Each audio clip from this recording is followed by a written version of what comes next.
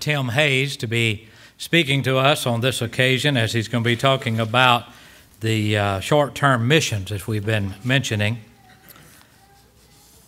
He's here with his good wife, Sister Flora. They have 2 children and 4 grandchildren. Brother Tim is a 2007 graduate of the Memphis School of Preaching. He went to the Logan Martin congregation upon graduation, and he's still there working with them as the located preacher, but he also serves as one of their elders. Brother Tim is a great man to have as a part of the team on a mission work. And that is, he stays focused and he's ready to do anything. He's ready to just go on his own if necessary in order to take care of something, but at the same time, he works as a team player. And that's what you need when you are doing mission work, whether it's short-term or long-term. You've got to have someone with whom you can work. People can be sound in the faith. And I think my wife came up with, she read it or told me about it the other day. You got all these things that happen, and I think it was OPD is a new one that's come out. It's an obnoxious personality disorder. You don't want anybody with OPD on a mission trip with you, do you, if they're obnoxious? Brother Tim is not obnoxious. He doesn't have OPD. Now, that's not a medical term yet, but it's just an observation that some people have it. But Brother Tim and I, along with Brother Tim Burrows and Jonathan Burns now, take a mission trip at least once a year into the Far East. And we go into some place, then we'll go into Singapore. This year we're going into Singapore first, where we will have the lectureship, and where people from a lot of different countries will come. In fact, currently we have at least graduates of Four Seas Bible College who are preaching in 19 different countries. And so you can see the impact. Another thing that we have here, and I hope you've noticed this in some of the programs that we've been talking about, there have been a lot of graduates of the Memphis School of Preaching who are involved in a lot of these programs of getting the gospel out worldwide. And so the Memphis School of Preaching, along with Four Seas Bible College and other good schools of preaching, are involved in trying to train men. But Brother Tim is certainly a great team player. I know that he's gone into Singapore, into the Philippines, to Vietnam, to China. Lord willing, next month we leave again for Singapore, and then when we leave Singapore, we will go into China, and then we'll come back to Singapore, and then we will come back home. And now that's a fur piece. I remember meeting him. I got on an earlier flight one time and got back to Detroit. I had to overnight in Detroit, and he was coming in, and he didn't have to overnight. My flight to Memphis, I couldn't make it. I guess I could have gone to Atlanta, maybe Birmingham or someplace. But at any rate, I thought, well, I'll just, since I'm spending the night here in the airport, I'll just meet Brother Tim when he gets off the plane coming in from maybe Shanghai. And so when he got off the plane, I remember he looked at me and he said, "Brother, that's the flight that never ends." I think that was the first thing out of it. So he has, it is a long, long flight all the way from Shanghai to Detroit. But he's been dedicated. He also teaches. He's one of our teachers at Four Seas Bible College. He teaches using Skype and other programs perhaps in order to help fill in for those that we don't have there full time. I'll mention this to you. If you know somebody who is sound in the faith and doesn't have OPD, we need a full-time instructor in Four Seas Bible College. And so if you know somebody that might be interested in that, you might contact either Peter Chin or myself as we'll think about that. But he's going to be speaking to us today on the topic, as we mentioned, short-term missions. Brother Tim.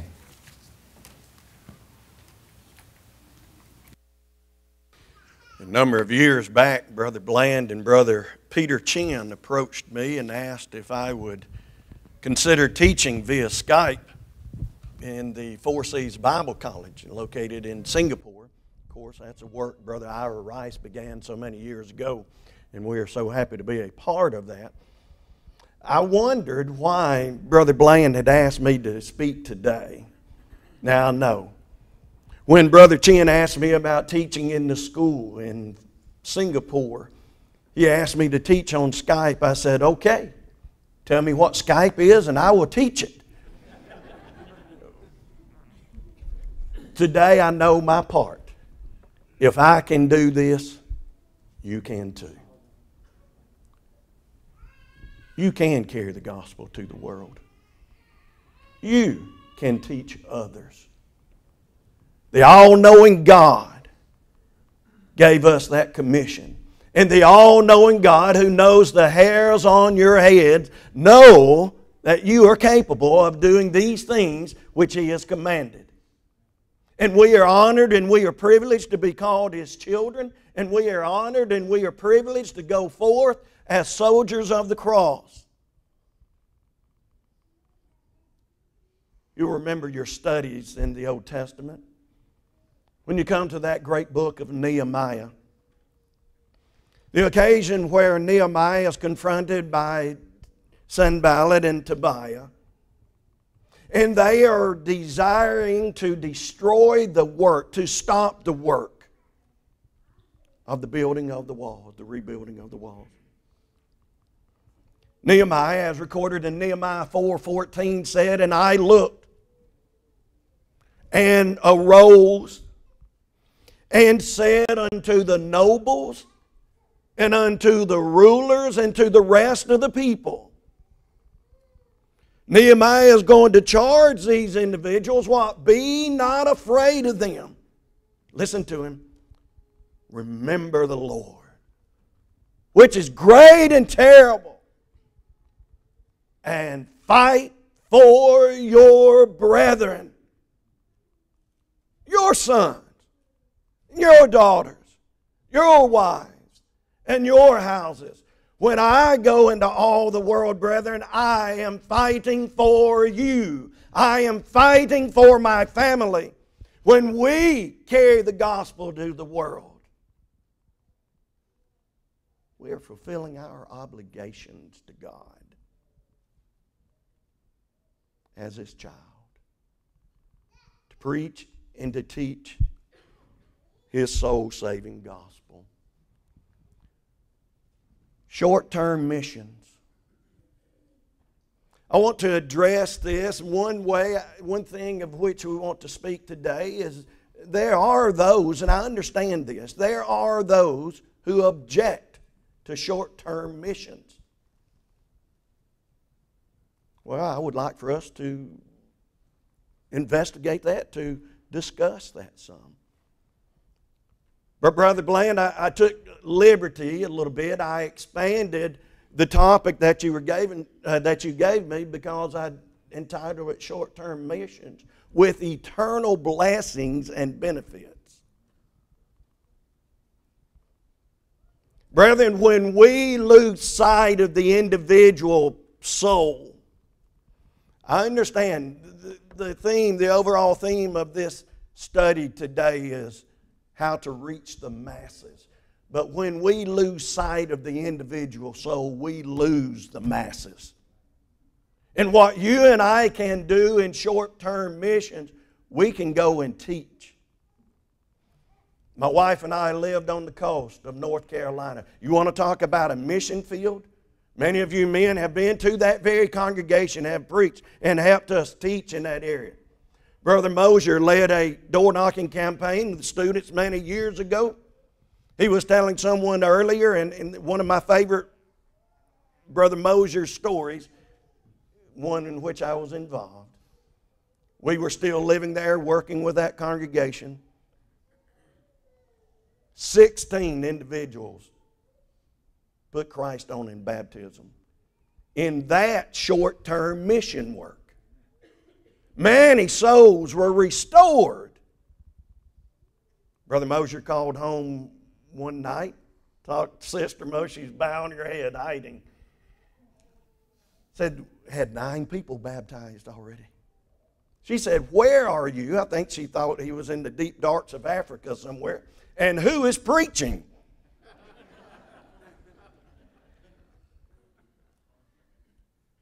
Have you ever considered that the campaigns on which you students or afforded opportunities to go are really nothing more than short-term mission trips. When we lived in North Carolina, I was working secular work, and the area where we lived, 90 miles inland from the coast, much of the waters about us were salt water. And many of the men with whom I worked fished on the side to supplement their income. And they crabbed. The East Coast is known for their blue crabs. The area where we lived was one of the biggest producers of the blue crabs. I never fished for them, but I understand what they did. The pots, they would put them in the water, bait them, pull them up, the crabs, and then they would have these barrels, plastic barrels, much like big trash cans, and they would empty the crabs into them. No tops on these barrels. And they would fill them until just a few inches from the top. And it was a rarity for the crabs to crawl out. Hundreds in each barrel. Within easy access of the top, could easily have put a claw over and have pulled themselves out. But they could not. Why? Because when one would choose to reach out and to pull himself up, his buddies would pull him back in. Brethren, if we are not careful in the Lord's church, we will end up acting like crabs. When we are going about to do the Lord's work, we're afraid someone else is going to be in the limelight. Someone else is going to receive the award.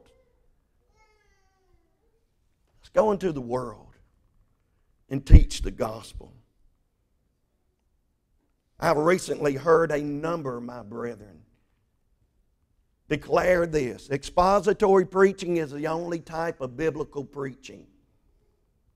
I think Brother Moser taught us this Greek word. It was baloney.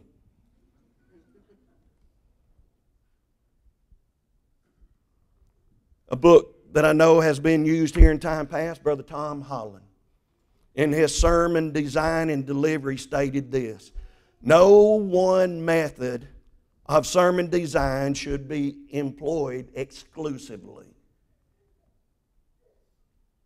I believe that. I know that to be biblical. Is expository preaching a great way to preach? Yes. But I know that's not the only way we can preach. 28 years my wife and I lived in North Carolina. I'd say I know a little something about long-term mission work. But that's not the only way to do mission work.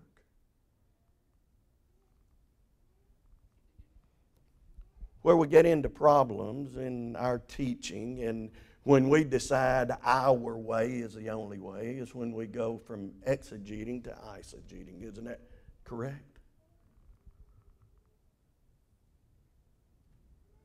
Have you ever considered this? Our lives, each of our lives as children of God, are short-term missions. Isn't that true? When we look at eternity, when we look at the time that this world has been in existence, that man has been here, isn't it true that our lives unto God are short-term missions? It's a process. It's a means through which we accomplish the commission given to us by God. I know some belittle. The ideal of short-term, whether it's days, whether it's weeks, months, or just a couple of years. How many years was Christ on this earth in which He had public ministry?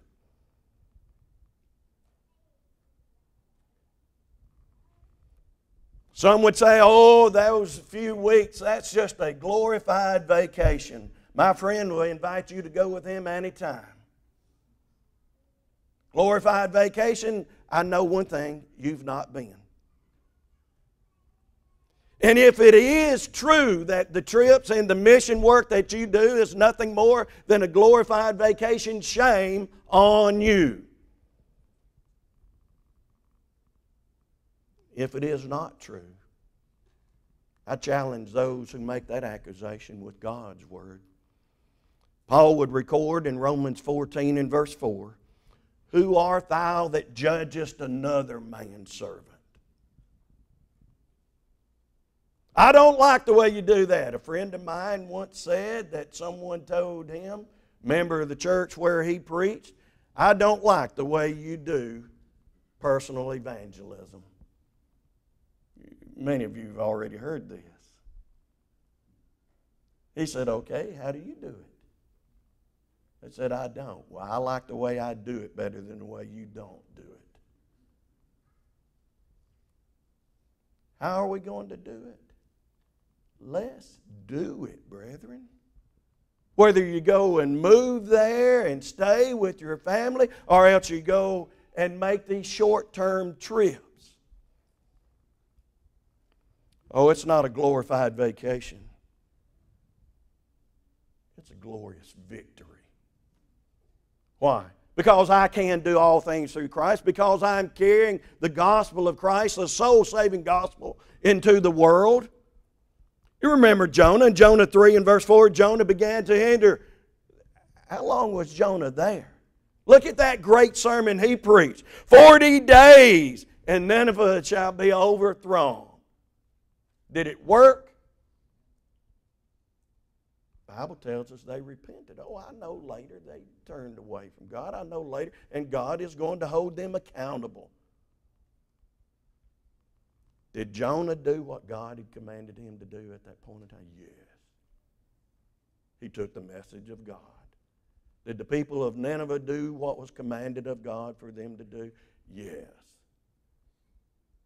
They repented of their... I don't know that I fully understand all the ramifications there and what was undertaken in that, but I know God was pleased with what they did. When we think about that belittlement, we must also realize, as we've stated, the short-term missions have eternal blessings. They have eternal blessings, as you remember Ezekiel 3:17, "Son of man, I have made thee a watchman unto the house of Israel." What did he tell Ezekiel? Give them warning. What is your job in mind? To convert the world or to teach the world? I have a dear friend of mine who often says, "How are we going to make them?" Brother Moses, what's the answer? That's not our job to make anyone. Our job is to teach the gospel.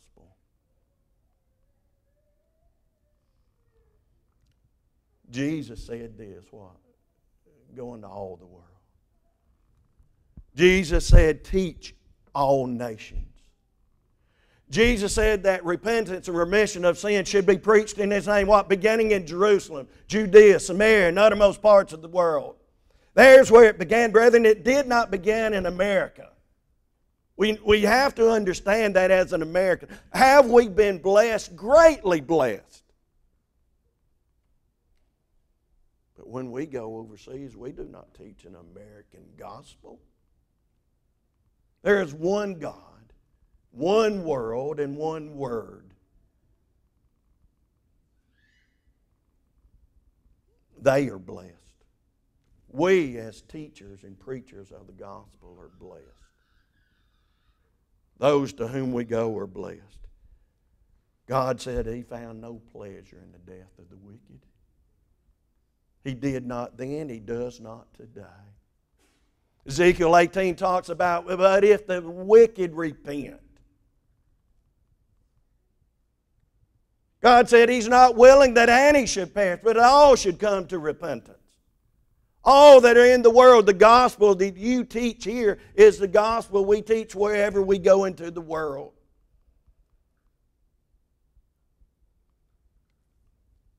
Paul's first missionary journey, as we reference it. When he left Antioch in Syria and went to Cilicia, went to the coast, and then went to the island.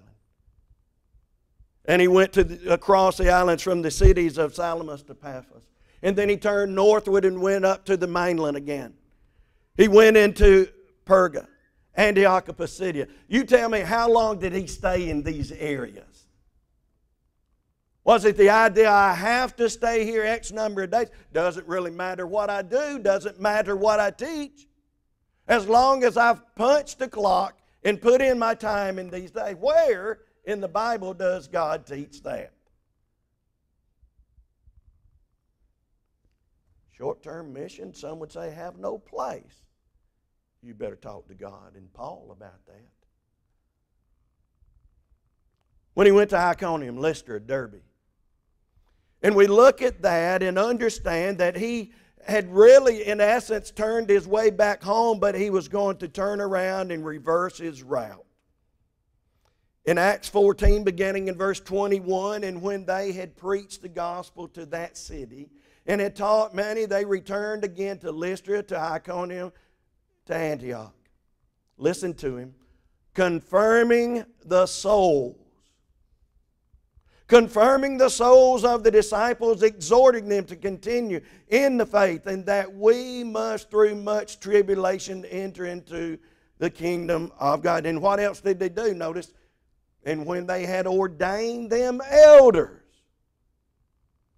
The places, the cities into which he had preached, the cities into which they had taken the gospel of Christ, those who had obeyed the gospel, they, Paul, went back to them. Can you and I do that today? Do we have to move into the house with them? Do we have to live there forever with them? Paul did not.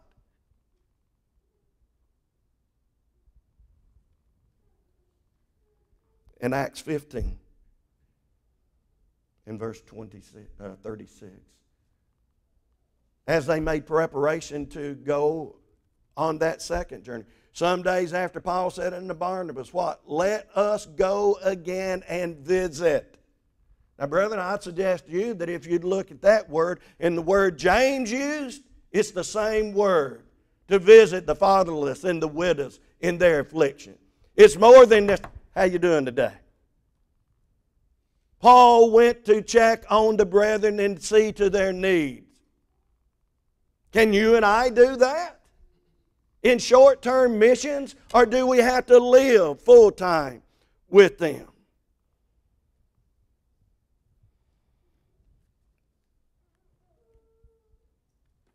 Does she deserve the gospel? Her parents? I know we journey into these other places and other countries, and at times we'll come back and show pictures of buildings and pictures of airport and pictures of airplanes and pictures of restaurants. This is what I love. And this is why I do it. It's not the buildings.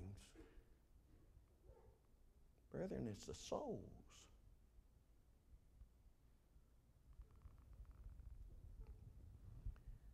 We were seated in the home in Peru on a 2-week mission trip.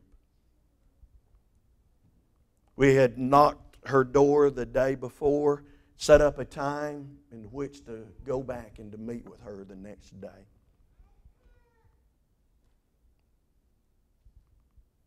Brother Jody Apple's wife, Evelyn, was with me. She speaks Spanish. She's very fluent in it. So she was translating as we were sitting there studying with the lady. We had not been there 5 minutes. We were just beginning our study. Knock at the door. She goes to the door, and it's members of the Jehovah's Witness.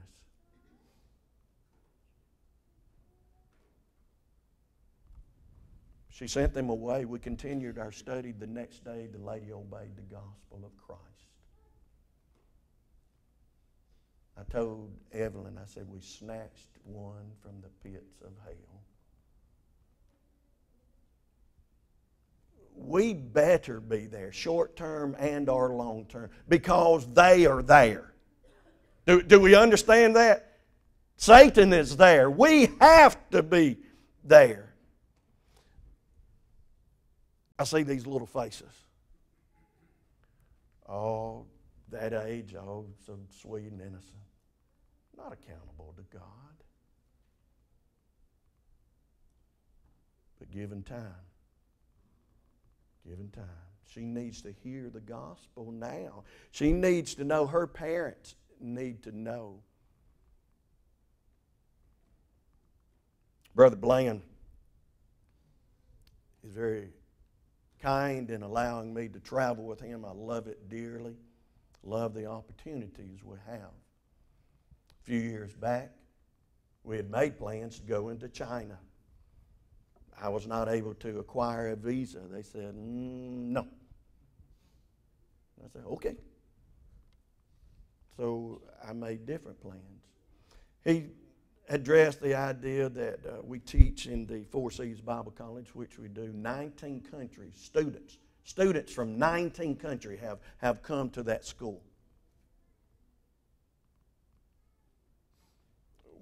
Some of the students are from Vietnam. I entered the military 2 years after our interest in Vietnam had ceased.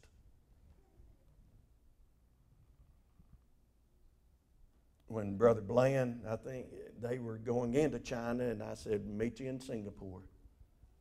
My first time into Vietnam, I went by myself. Not that I'm anything brave or anything special. That's just kind of the way it worked out. I think Brother Bland was very concerned for me. I was kind of concerned for me. Went in this lady's house. Vietnam, you want to go on that great vacation with me? We went as far as the scooters would go, as far as the road would go. It played out a long time as far as the paths would go. And then they said, this is where we stop. Okay, nothing around. We leave the scooters there at the end of the path, and we began to make our way through. And then we come out into a rice paddy. I'm dressed in casual dress, khakis and penny loafers and things, as we would maybe have on around here. And they just continue to walk into the rice paddy. Well, that's about knee deep in water or deeper. And I'm looking, and I said, okay. So hey, I'm from Alabama. Give me a break. I pulled my socks and shoes off, as we would say there. I rolled up my britches leg, and through the rice paddy we walked. We went across the patio onto the next dike, and there was a hut. And I don't mean to downgrade or anything. It's just literally a grass hut where a family lived. Happy. They had visited the services. They had been there. So we were returning, trying to encourage them. Dirt floor, cloth hanging over the doorway. Many of you have been there. I'm not the only one. You know of what I speak. We're going in, and I say, there's their bed, their table, their chair. Everything looks just like that table right there. That's it. It went from the dining room table to the bed when they rode the grass mat out on it at night. The children slept underneath part of the year. Because part of the year, the Mekong River rises out of her banks, floods their house, anywhere from a foot to 2 feet deep. They don't have to worry about a lot of things being ruined. They don't have a lot of things. I asked him, he said the water stays in here maybe 2 months. Well, what do you do 2 months, 2 feet of water in your house? He said, we stay in bed and fish.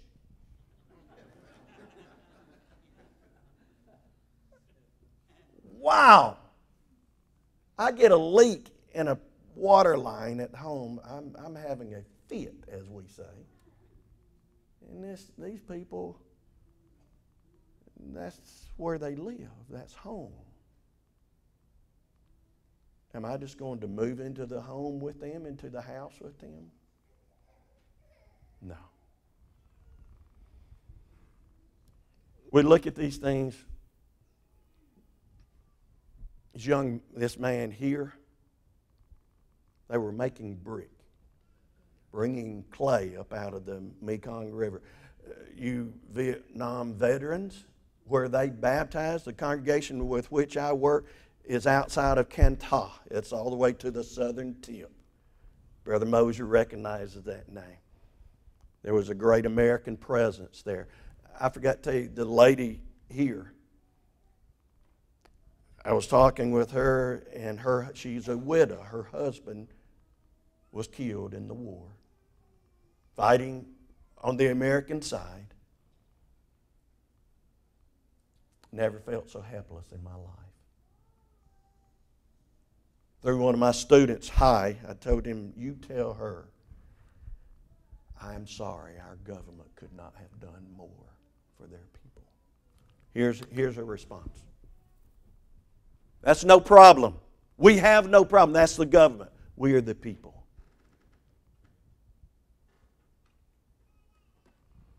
I'm in a grass hut. Older man and older woman. I did not realize till later it had been used prior to their moving in as the home for the pigs. He had dug a ditch out back. When you're a foot or less above sea level, it doesn't make a whole lot, or doesn't bring about a lot of work for water to come into a hole that you dig. Water came into the ditch, and he would catch minnows and put them in there. They begged us to stay to eat with them that night. He had been raising one fish for 7 years. He was going to slaughter that fish for me that night. You want to be blessed? You want to be humbled? Go on a short-term mission trip. Do the work of God.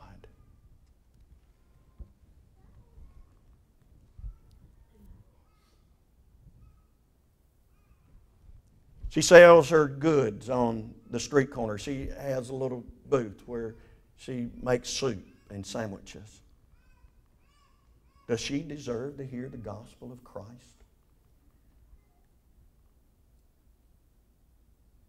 How about her? Is she the one we said, no, I don't have time to move there to be with you every day, the rest of my life, so I just cannot teach you the gospel? Glorified vacation. Brother Bland and I realized soon in one place that Vienna sausages and potted meat, after a number of days, they began to look like steak and eggs.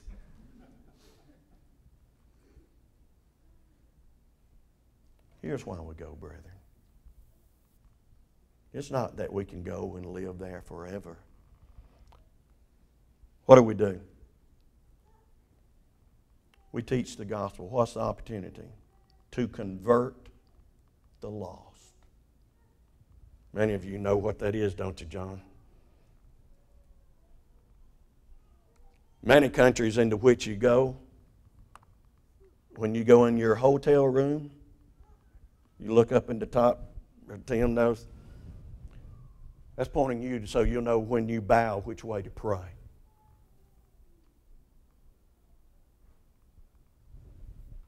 Last year I had the opportunity to go into Malacca, Malaysia.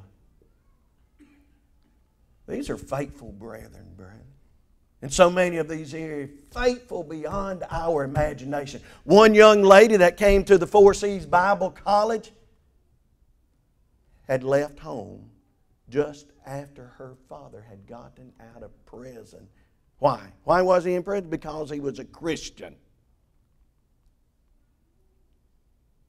That's what you get to do in the country of Laos.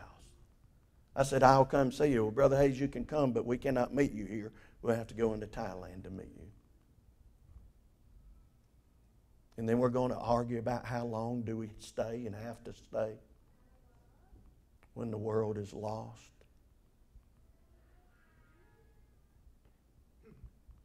The country of Malaysia would tell you we are not an Islamic state. And on the books, they are not. But I know this much. I know that Islam rules. You cannot see that, and I attempted to zoom in and could not get it. But in what would be the bottom right corner, that is a banner that flies over the church building or where the church meets in Malacca, Malaysia.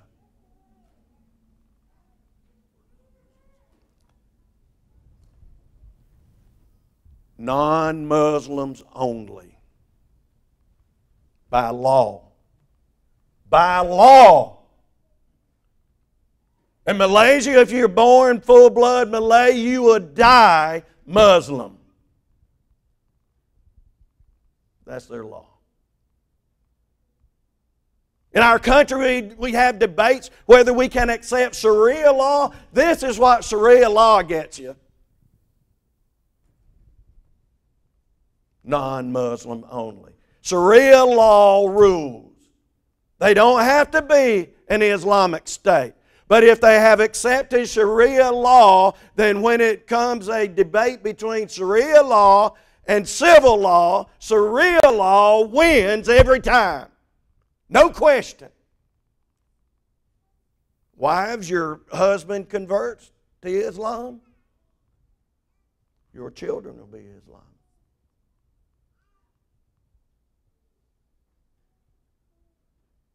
And there's not a thing you can do about it. You say, Tim, what does that have to do with short-term missions? That's the time I have to go there. Vietnam, the Buddhist rule. We in the church blew it, if you'll pardon that expression. When the French were still in Vietnam, we had opportunity to be recognized as a church by the government. Today, there's a little crack in the door since last year. For years, the application to be recognized by the government had sat on some official's desk, being buried. 2 years ago, they contacted me. They said, Brother Hayes, it's not good. When I came back from Vietnam the first time, I told my wife, I said, well, I did something on you. I preached barefooted the first time. I know you think we in Alabama do that all the time, but that's not the normal.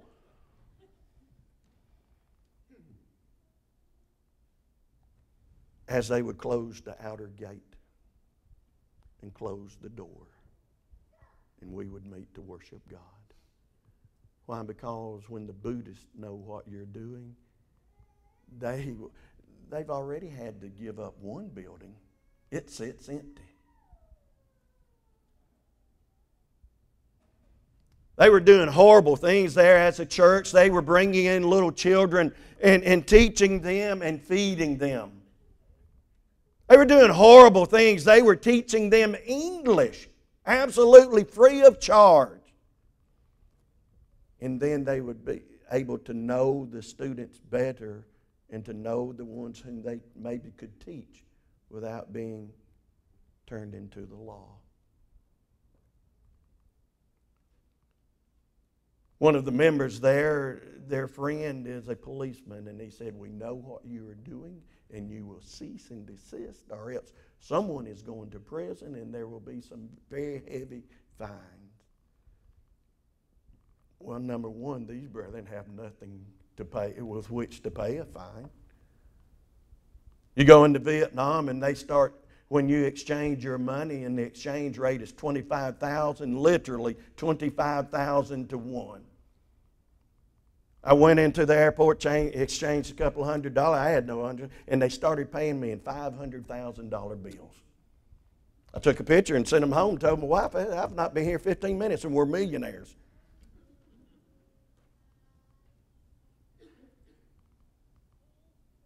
This year, let me back up. 1 year ago, they made them stop doing the teaching and the feeding. So many of the people whom I have taught are teachers now, and they began an English school. where students now pay. Worked out good, didn't it? The government is beginning to see the benefits of faithful Christians in their society. There have been meetings with the government officials when they have thanked the church for what they are doing. Brethren, pray for those doors to remain open and to open wide. Short terms, what can be accomplished? The benefits, converting of the souls. What can be accomplished? Strengthening. What can be accomplished? Encouragement. What can be accomplished? Exhortation. What can be accomplished? Correction. What can be accomplished? What little I understand from what I see in the Asian countries, they are taught to respect the elders. That's in society as a whole. A number of our students that go through 4Cs are just as here are young people.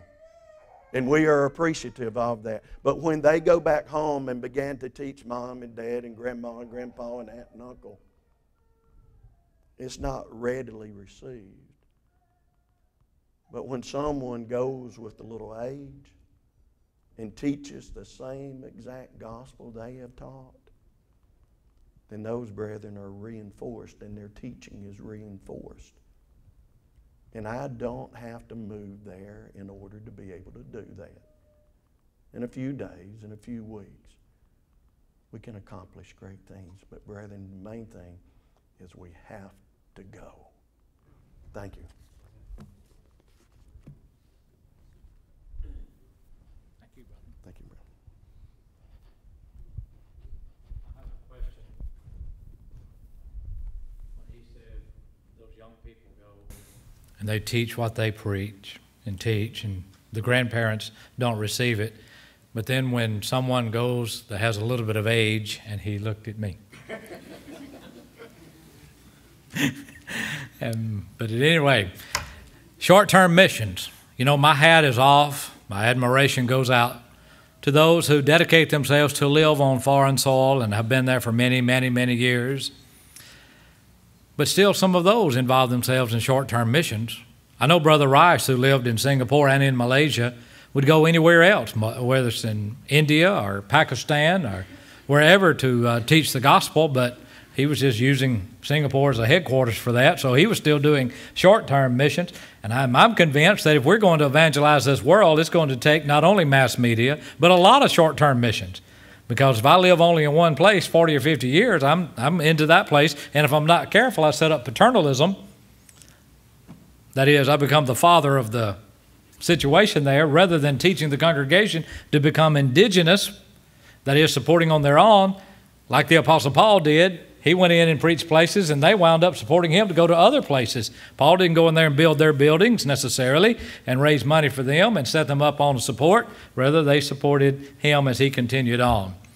Okay, well, we've come down to